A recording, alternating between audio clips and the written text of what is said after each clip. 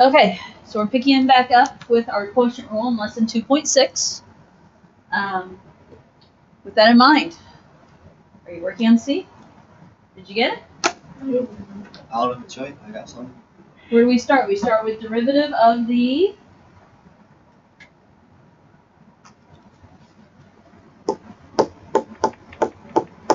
That's where I start with derivative of the top. What's derivative of natural log of x? 1 over x. So derivative of the top times the denominator. So times x minus 2. Uh-oh, did we already do it backwards?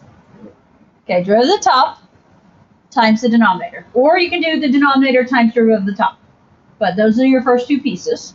And then we have to use a minus. Now we're going to reverse it. Derivative of the bottom, derivative of x minus 2 is 1, right? Because derivative of x is 1. Derivative of minus 2 is 0. So derivative of the bottom times the numerator. All over the denominator squared. So that's how I would write it out as a starting step. Only things that could really be switched around, 1 minus x and x minus 2 could be flip-flopped with each other, and 1 times natural log of x could be flip-flopped with each other. But that's about all we got here. So, with that in mind, as we contemplate how to leave this answer, what I'm going to tell you is they're never going to say, oh yeah, sure, leave that fraction in there. Okay, they're not going to do that. Couple of different ways we could do it. If we go ahead, I'm going to go ahead and do a cleanup step first in that, up in the numerator, if we distribute, 1 over x times x is going to be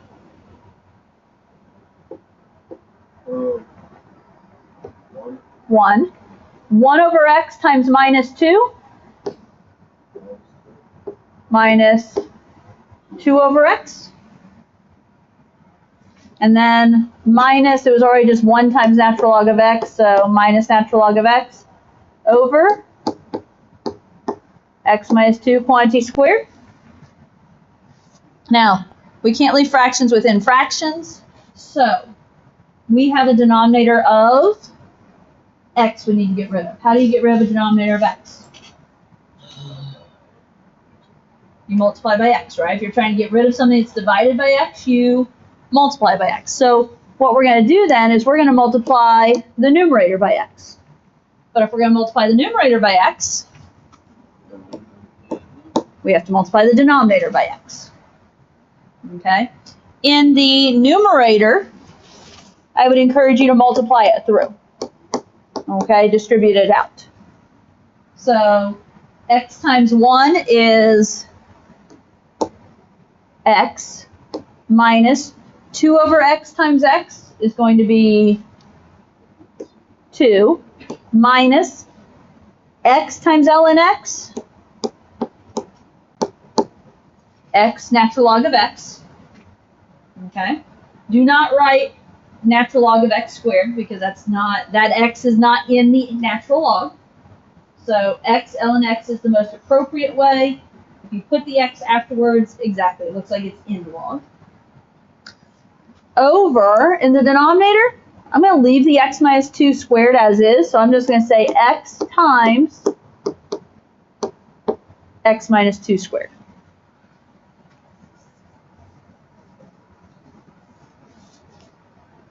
Okay? Coming back to you at all what you learned yesterday? Okay. Let's practice one more. So D. Y is the fraction sine of x over 1 plus cosine x. Anytime you have a fraction, a quotient, where there's variables in top and bottom, we can't just simplify it, we're going to do our quotient rule. So derivative of the numerator. What's the derivative of sine of x? Negative cosine. No, Just just cosine. cosine. Derivative of sine of x is cosine x. So derivative of the top times the bottom. So I have derivative of the top being cosine x. The bottom stays as 1 plus cosine x. It's quotient rule, so I'm going to subtract. Now it's derivative of the denominator. What's the derivative of 1 plus cosine x? Negative sine x times the numerator, which is sine x, all over 1 plus cosine x, quantity squared.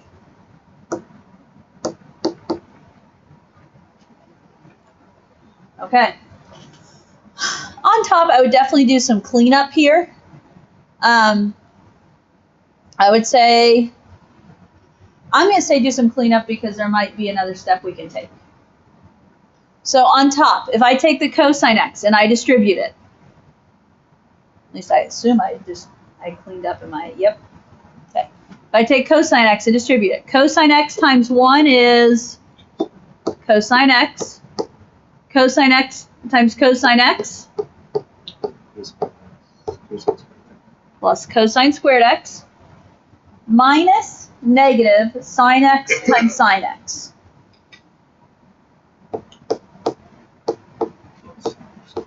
Plus sine squared x all over 1 plus cosine x quantity squared.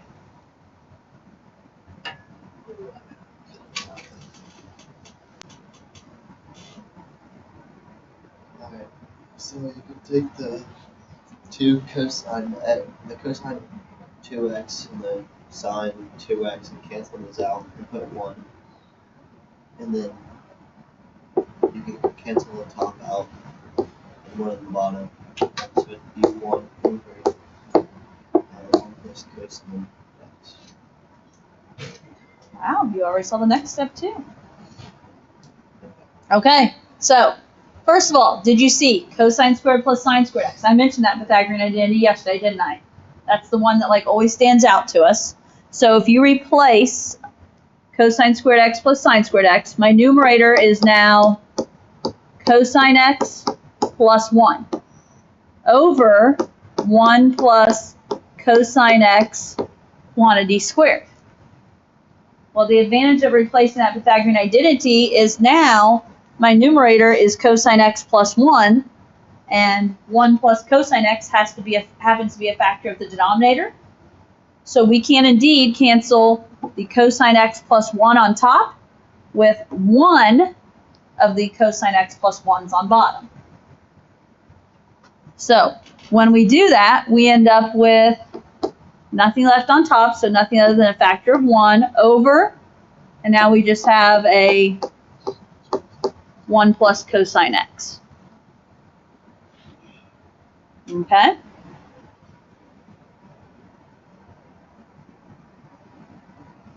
Okay.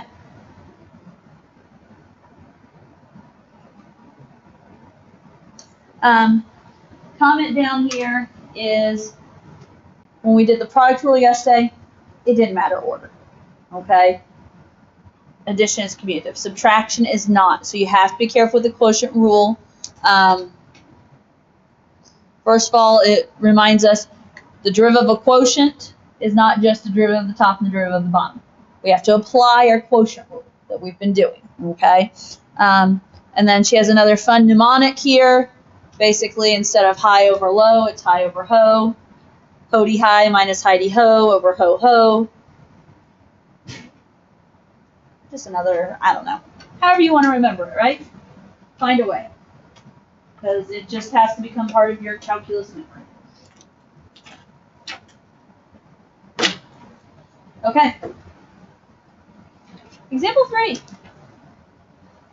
Find an equation of the tangent line to the graph of f at the point 0, 1 for the function f of x equals cosine over 1 minus sine x. Okay. Equation of the tangent line. What do I have to know? X. We have to know x. What else? Well, we can avoid taking the limit though, but why are you saying take the limit? Because, oh, it's the equation. I thought it was asking for the derivative. Is it asking for the derivative in a way? So what is definition of derivative? Or whenever I explain derivative is slope of the tangent line, yes? So here's the deal. In order to write the tangent line, we need a slope and we need a point. Well, what they already give us? They already gave us the point, yes? They already gave us our x and y. We need the slope. How do you find slope? Derivative. Now, at one point, we had to do that via a limit. Good news now is we have a way to take derivative. So, hopefully those don't get in the way. Those are probably going to get in the way. We have some work to write out here. Okay. And this problem pops in here because what is our original function? It's a fraction, yes? So we have to apply our quotient rule. Derivative of what first? Derivative of numerator. So derivative of cosine x is negative sine x times the denominator of 1 minus sine x. And then it's quotient rule, so we're going to subtract. Now it's derivative of the denominator. So derivative of 1 is going to be 0, it's gone. Derivative of negative sine x. So what my brain does here is my brain says, okay, what do I know the derivative of sine is? Cosine. So if they're asking for the derivative of negative sine, then it's negative cosine. Basically, I just find the derivative, and then I'm going to change the sign appropriately. So the derivative of sine is cosine. They asked for the opposite, so we're going to say negative cosine. So negative cosine x, that's derivative of the bottom, times the top, cosine x. All over, don't forget this piece, denominator squared. Okay? Did you forget it? And here's the deal. If you forget it from the beginning, are you going to remember to put it back in later? Nope. It's just like quadratic formula. If you forget the 2a on the bottom at the beginning, are you going to remember to put it back in later? No. Okay. Some cleanup.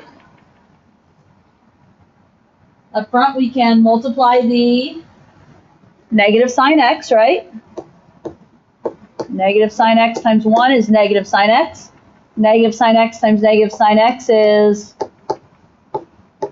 plus sine squared x minus negative cosine x times cosine x is going to become plus cosine squared x all over 1 minus sine x quantity squared.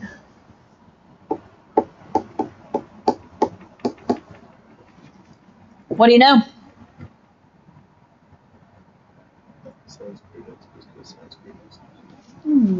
Does that same Pythagorean identity appear? Certainly does, doesn't it? Okay, another pi. So that means my numerator, negative sine x plus 1 over my denominator, 1 minus sine x quantity squared. And what am I guessing you guys already saw? Negative sine x plus 1. Is that the same as 1 minus sine x? It is. So one of them cancels on top. So my derivative, f prime of x, is 1 over 1 minus sine x. Okay? Now, that's my derivative. How am I going to find my slope?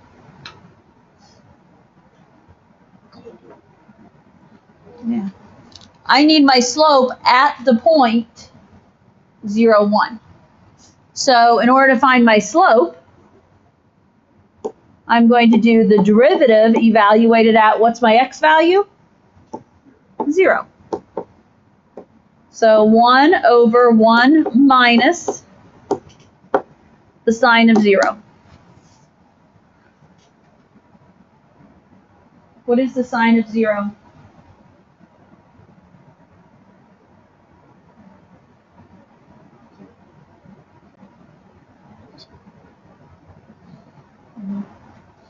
Because at 0, the ordered pair is 1, 0, and in an ordered pair, it's cosine sine, right? Okay. So 1 over 1 minus 0, which is 1. Okay. So we have the ordered pair 0, 1. We just found our slope to be 1. Can you write an equation of the tangent line? Yeah. Now, my brain goes point slope, but they use the modified point slope in this book, right? So like my brain says y minus 1.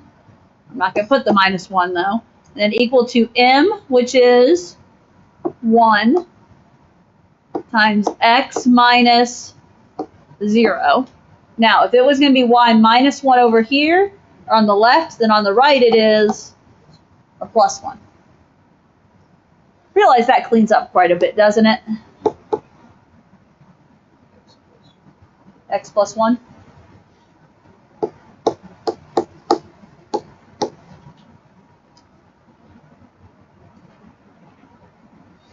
Okay.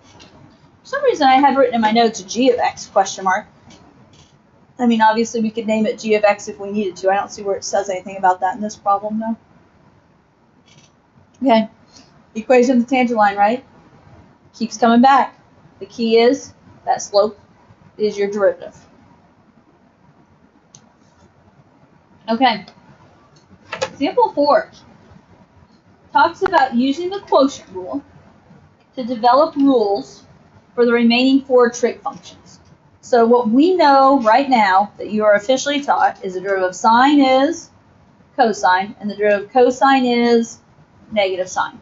And if you recall, back in lesson 2.5, I think we only did one of them, where we went kind of did the proof. You guys weren't impressed with the proof, but we used the limit of the definition of derivative, so the limit derivative, to do that. And I think we only got through one of them instead of both of them like we were supposed to. Well, now, the good news is we don't have to go back to the limit definition because we have some rules to do derivatives. Okay? Now, cosecant. Do we know anything about the derivative of cosecant? Not yet. So, what do you know about the function cosecant? Okay. Cosecant is 1 over sine theta. And do we know the derivative of sine? Yeah, we do. So, we're going to apply our derivative rules to f of theta equals 1 over sine theta. Now, what do you recognize about 1 over sine theta? Why is it in this lesson?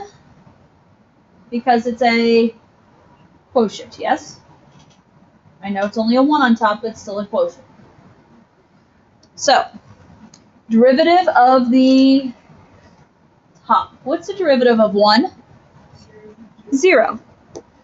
Times the denominator. So 0 times sine theta. Minus, now it's derivative of the bottom. Derivative of sine is cosine. So derivative of sine is cosine times the numerator.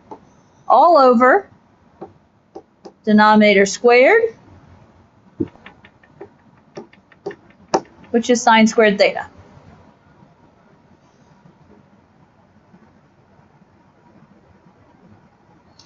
Okay, what's this clean up to be?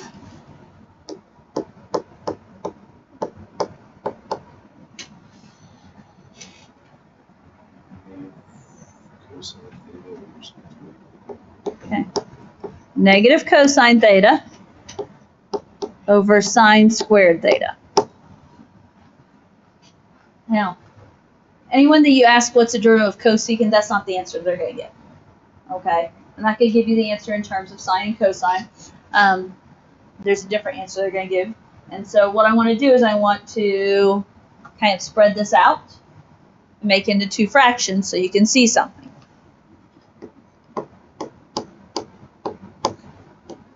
So if we think about this as two fractions, my denominator of sine squared theta. Are you with me when I say I can break sine squared theta up into sine theta times sine theta?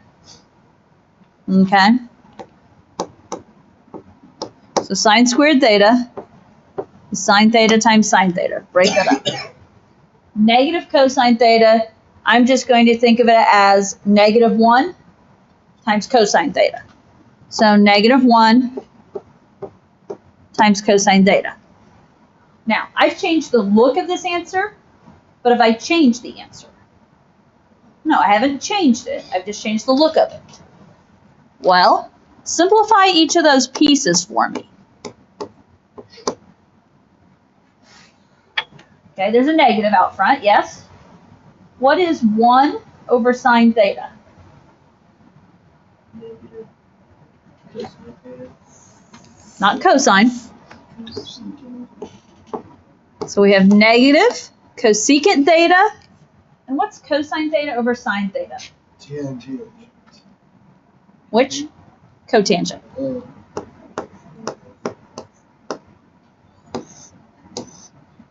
So, all this to say, what's the derivative of cosecant?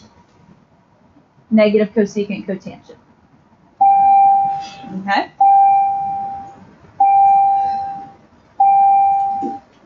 Okay, ready for B? Maybe, maybe not. We're going to go through each of the others. I'm going to try and keep it quick. Okay, in order to do the derivatives of secant, what do you have to be able to tell me about secant? It is 1 over cosine theta. Nothing else, we're getting all of our trig functions back together in our brains, right? I'm getting the fact that we've forgotten some of those. Okay. Derivative, it's a quotient. Derivative of the top, derivative of 1 is 0, times the numerator, so times cosine theta. Quotient rule says subtract.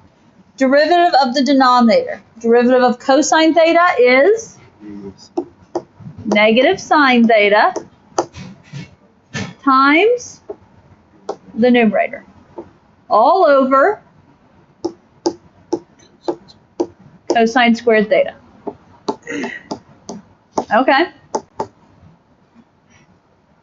Clean it up, and then it's probably a separate thing again. On top, what remains on top? Yeah, it's minus, first piece is 0, minus negative sine times 1, so sine theta over cosine squared theta.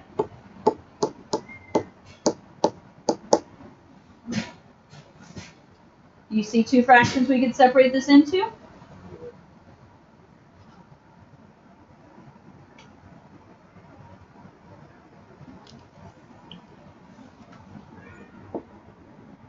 The denominators are cosine theta times cosine theta. Sine theta, best you can do is 1 times sine theta. And so, what is the derivative of secant? Secant theta, tangent theta.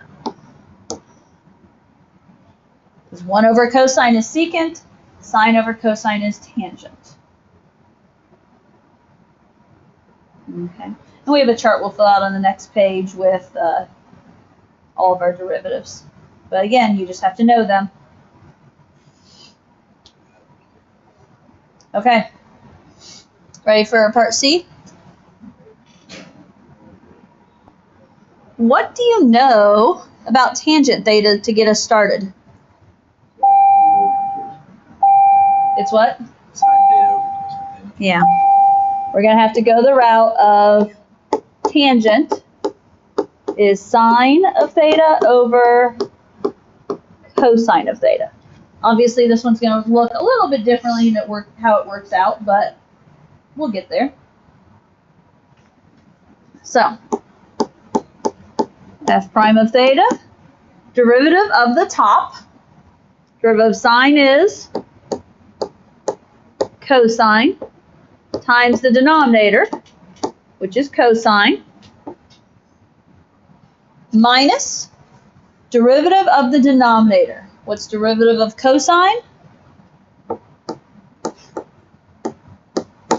Negative sine times the numerator, which is sine, all over cosine squared theta.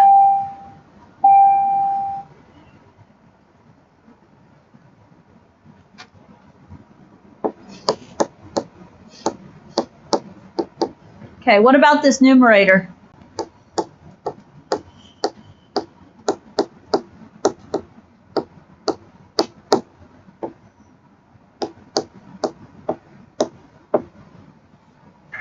On top, you end up with cosine squared theta plus sine squared theta. And what do we know about that top? It's 1. Pythagorean identity. The Pythagorean identity is what I feel like. There's 2 others, but I'll be honest, I get the other 2 confused too. I know that secant and tangent are in the same one, and cosecant and cotangent are in the same one, but I haven't used them yet this year. So I'm going to have to go back and stop and think where the 1 goes. So, okay. So, my top is 1 over cosine squared theta. Go one more step for a final answer of what we usually, if you go out and ask a calc person what's the derivative of tangent, they're not going to tell you 1 over cosine squared. They're going to tell you secant squared theta. And I saw someone looking back. We did this one. We gave this one the other day, didn't we? Huh? That would be sine. Nope. 1 over cosine is secant. Cosine and sine are not reciprocals of each other. Can I guess what the next one is? You sure can. Is it negative cosecant theta squared? Negative cosecant squared theta. Yes. If you put it all together, so notice secant and tangent both have a secant involved, right? This one's secant tangent, this one's secant squared theta. If you go back up here, this is cosecant, and cosecant is negative cosecant cotangent. So negative cosecant cotangent is a lot like positive secant tangent. Secant squared is going to be a lot like negative cosecant squared. Yes, there is a connection there. As soon as you said, can I guess? I'm like, yep, you've seen it. Okay. What do we know about cotangent? Cosine over sine. And if we're struggling to remember some of our equivalencies, grab the purple paper out, right? I mean, here's what I care about. You just got to know it come test time. Definitely AP test time, and other individual little tests along the way. Okay. Derivative of the numerator. Derivative of cosine is negative sine times the denominator of sine. Quotient rule, so minus. Now it's derivative of the denominator, so derivative of sine is cosine times the numerator of cosine all over sine squared theta. Can't say you're not getting practice on quotient rule. Negative sine times sine. It's going to be negative sine squared theta minus cosine squared theta all over sine squared theta.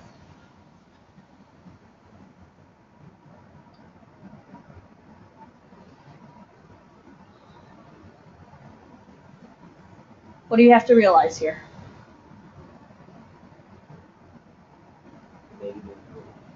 You can factor out -1 on top, yes?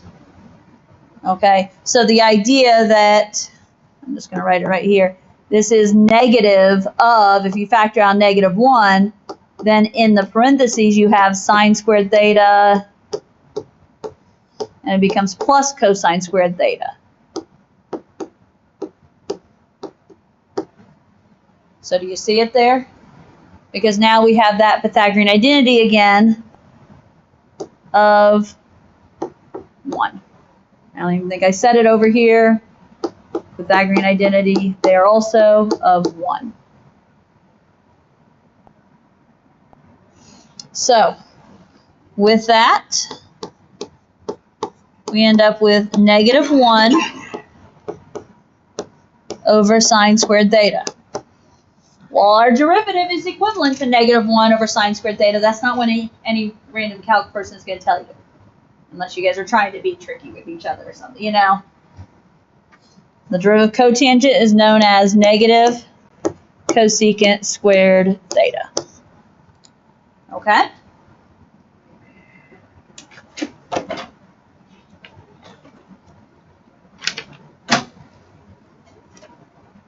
On the next page, fill in the chart. The derivative of sine is cosine theta. The derivative of cosine theta is negative sine theta. Derivative of tangent, secant squared theta. If you go across the bottom now, derivative of cotangent is negative cosecant squared. Derivative of secant is secant theta, tangent theta. And derivative of cosecant is negative cosecant theta, cotangent theta.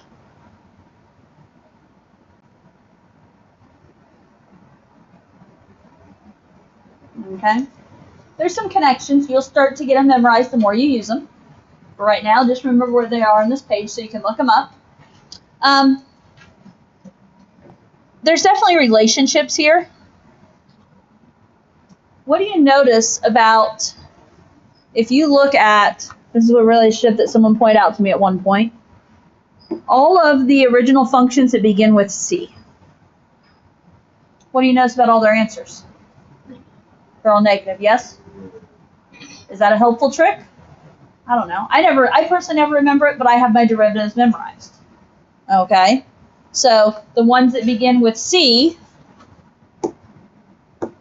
result in a negative answer. You know, there's some connections you can build. Caitlin was able to guess that last one ahead of time. So, okay. I'm going to have to move us here. We've got 2 more things here.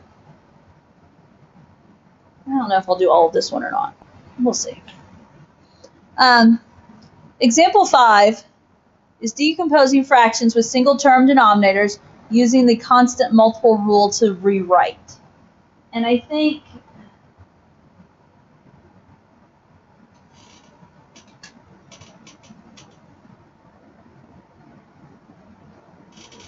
what they're saying, what it is just how can we make these a little bit easier to take the derivative of. Okay? So, for instance, what do you know about something, the square root in the denominator? How could I rewrite that? Not talking about taking the derivative yet, but how could I rewrite? A square root in the denominator is what when I move it out of the denominator? Okay, so a square root has the exponent of 1/2. When you take it out of the denominator, it becomes an exponent of negative 1/2. So how about if I suggest we rewrite this as x minus 4 to the negative 1/2.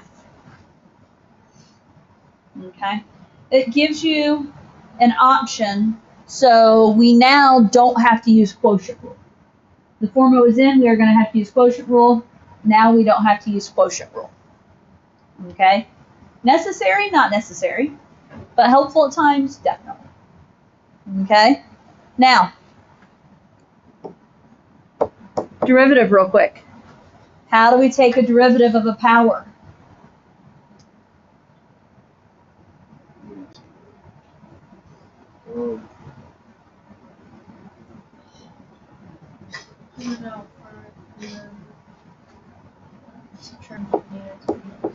Okay. Move your power out front, negative 1/2. The x minus 4 part just stays the same. We'll talk about that more next week. And subtract 1 from your power. Negative 1/2 minus 1 is negative 3/2. Okay. In terms of cleanup, if we're not going to leave a negative exponent, I can say that this is the negative of 1 over 2 times x minus 4 to the 3/2. Let's say a negative either in front of the fraction bar or in front of the negative 1. I probably just should have put it in front of the negative 1, but.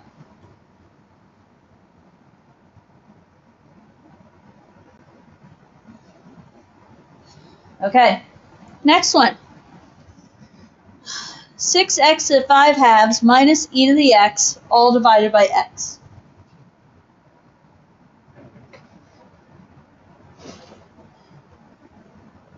When you have a single term in the denominator, it works better on the next one, but it works somewhat on this one.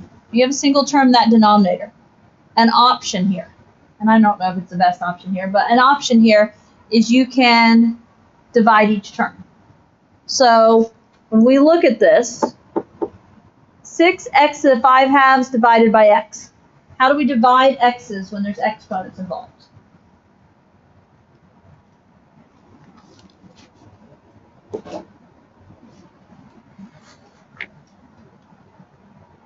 You divide everything by the Okay. But so like what does 6x to the 5/2 divided by x simplify to be? 6x to the 3x. Right? Because this is x to the first, yes. X to the 5/2 divided by x to the first. Subtract the exponents, so 6x to the 3/2 minus, now, this is where I'm not crazy about how they've done this one.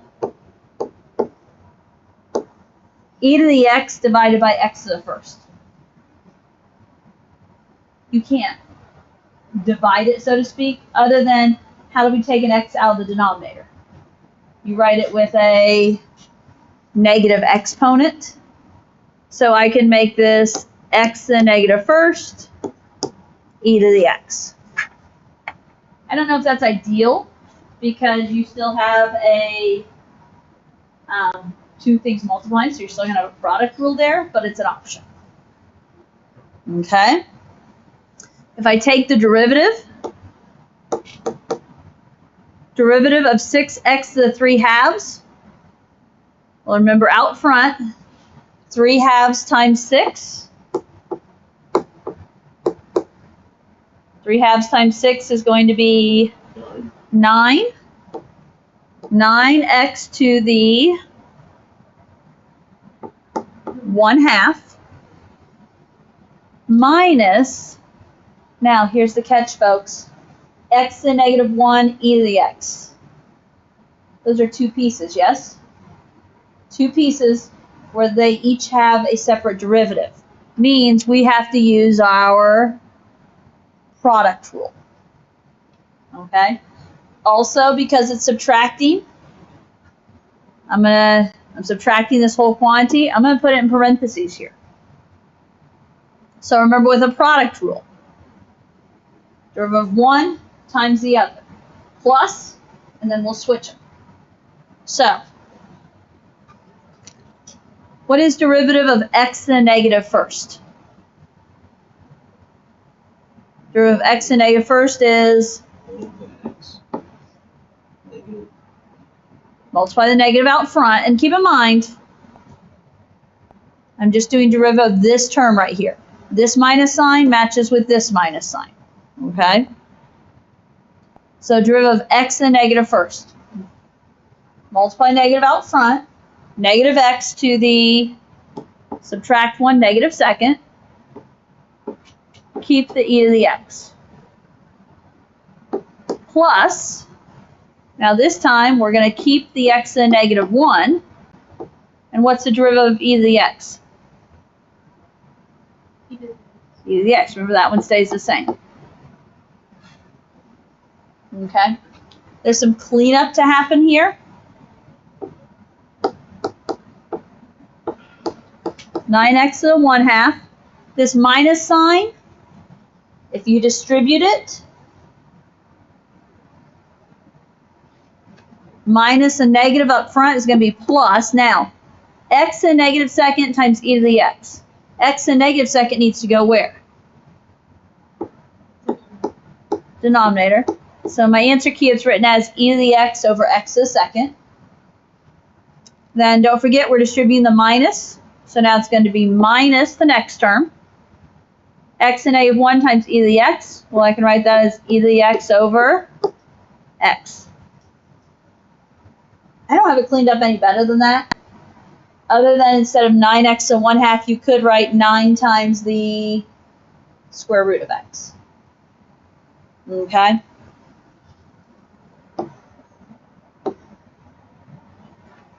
Now, I personally, that one's a little awkward. That's all there is to it. I'm not a great fan of the way that we did, the way that was done, but it's an option. Could we have just used the quotient rule? We could have. Okay? Now, one more of these real quick, and then we've got to get to our higher order derivatives. This is similar to the last one, it just works out better for us. You're taking each of those terms and dividing by the square root of x.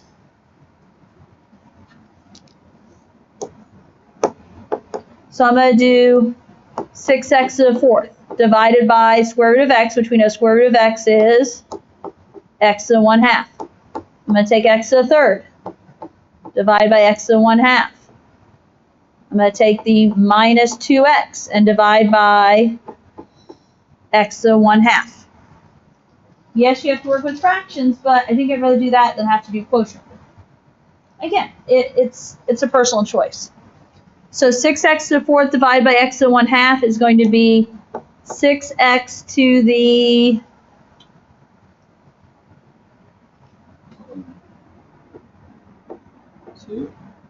no. Think about 4 minus 1/2. 4 is how many halves? 8. So 8 halves minus 1/2. You're just trying to subtract the exponents here. Plus x to the 3rd divided by x to the 1/2. X to the 3rd is 6 halves. 6 halves minus 1/2 is x to the 5 halves. Minus 2. That's x to the 1st minus 1/2, so x to the 1/2. And then it's just taking the derivatives.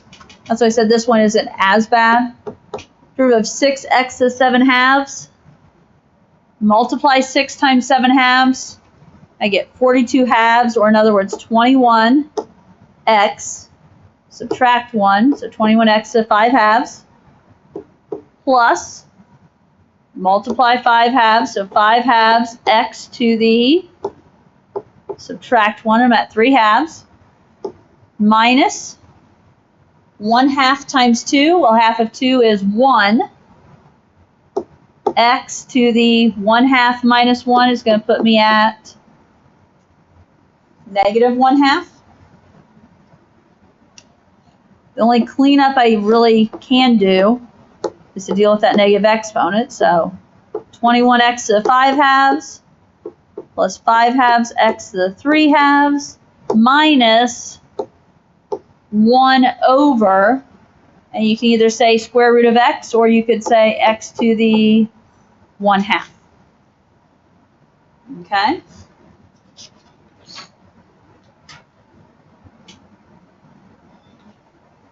Okay. Real quick. None of you guys have taken physics, have you? Okay. So, there's a big connect between physics and calculus. Okay, so just real quick, as we talk about higher order derivatives, it's just taking the derivative of the derivative. If they ask you for the fifth derivative, it's just finding the derivative 5 times in a row. Okay, on the same thing. So, in terms of physics, the position function is your basic function. Okay, the derivative of position is velocity, and the derivative of velocity is acceleration. So we'll talk about that a lot more as we go across. Now, some notation here. You guys have seen, I think, all of this first derivative notation, yes? Y prime, f prime of x, dy dx, or d dx of the function. Keep in mind, the first derivative is, I just realized I have that written in wrong, don't I? First derivative is velocity, because your original is position. And that is what it agrees, yeah. So right here, first derivative would be your velocity function. Now, other notation. How do they show second derivative? Well, double prime marks. 2 prime marks, f double prime x. For dy dx, it's d squared y over dx squared, d squared over dx squared. This is your acceleration. Okay. Third derivative, you see triple prime marks or 3s. Fourth derivative. After 3 prime marks, they don't keep doing prime marks because that would get ridiculous. Yes, they start using little numbers. Okay, it looks like exponents. It's not. Okay. So, on A, find f double prime of x given f of x. So, in order to find what derivative are we being asked for? Second derivative. You start by finding the first derivative. There's no shortcuts here. You just have to do it. So, derivative of 3/2 x cubed.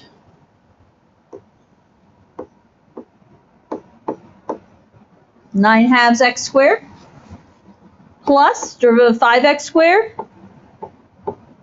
10x, minus the derivative of 6x, 6, plus the derivative of 1, plus 0. Notice my first derivative is a term shorter, yes? Now, second derivative. You're just doing the derivative of the derivative.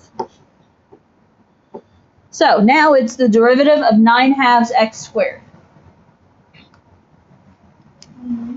9x plus the derivative of 10x minus the derivative of 6. Okay, 9x plus 10. Not horrible, right? Okay, B, the fifth derivative. It's not horrible, though, because look at the terms. It's easy terms, yes? So, okay, first derivative. What's my first derivative?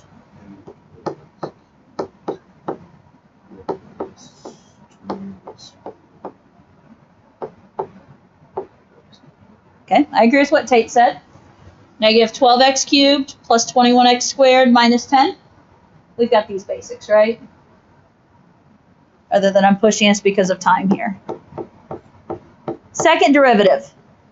Negative 3x 36. Negative 36x squared, yep. Plus 42x. Third derivative.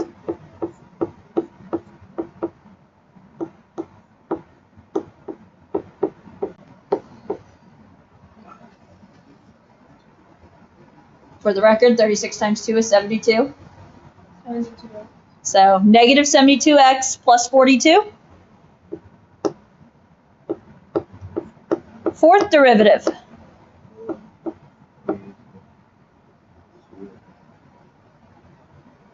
Derivative of negative 72x is negative 72. Derivative of 42 is gone. Fifth derivative. 0. All that work to get 0. Okay. Have you looked at C? Have you looked at D? Yeah. Whoa. 867. Okay. Obviously, there's a trick. Yes? Okay. C. They start us off somewhat reasonable, but there's a trick. We don't have to go to 32. Okay? So, start with me. First derivative.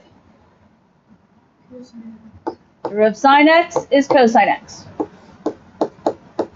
Second derivative. Derivative of cosine is negative sine x. Third derivative. Negative cosine. Yeah, the derivative of sine is cosine. So then the derivative of negative sine is negative cosine. Fourth derivative. The derivative of cosine is negative sine. So the negative of negative sine makes it positive sine x. And where are we? Back at the start. So there's a pattern every 4. So, thus, if we need, what do we need? 32. Okay, so right here, you see the pattern. How do you get to 32? Divide by 4. No. Well, 4 times 8. That's where I'm trying to. yeah, so the key, what you're noticing is this is a pattern of 4. We know 32 is 8 times 4. So with that in mind, I mean, think about it. First, second, third, fourth, fifth, sixth, seventh, eighth, 9th, 10th, 11th, 12th. What's always following down here? Multiples of 4. So what's the 32nd derivative going to be? It's going to be sine x. Gosh darn it. Okay, so look for that pattern. Now, could you do the same thing over here? There's going to be a pattern of 4 again. So then the catch is figuring out, okay, 867. Where is it in terms of a multiple of 4? So like, what did I discover? 216 times 4. You have a remainder of 3. When you divide it by 4, you essentially have a remainder of 3. So it ends up being whatever your third derivative is. Does that make sense? Yeah. Okay. So, and we didn't get to 7. Go back and look at 7 in the notes if you need to, because if there's one in homework like it. We may need to talk about that next week. Okay?